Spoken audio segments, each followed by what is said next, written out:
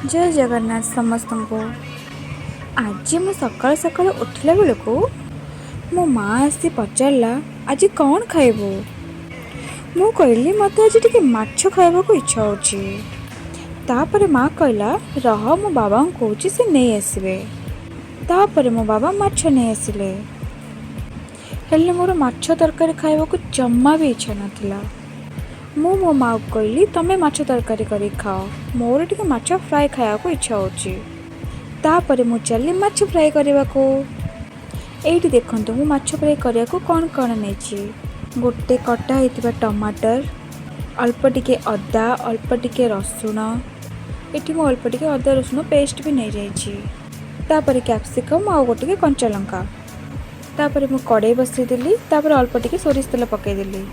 तापर माछ को टिके कड़ा करके भाजी देली। देखंतु माछर कलर केते बढ़िया देखा जाउछि।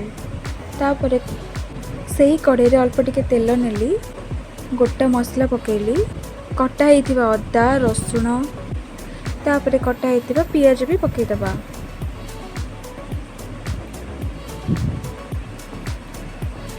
पियाज टिके नाली हो सारा पर कटा होइतिबा टमाटर पकई दबा। टमाटर टिके नरम हो सारा पर अदा रसुण पेस्ट को पकई दबा।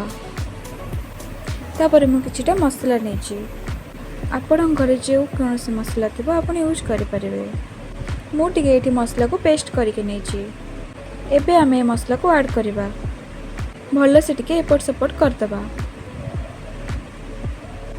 मते माछ फ्राए बहुत भल लगे।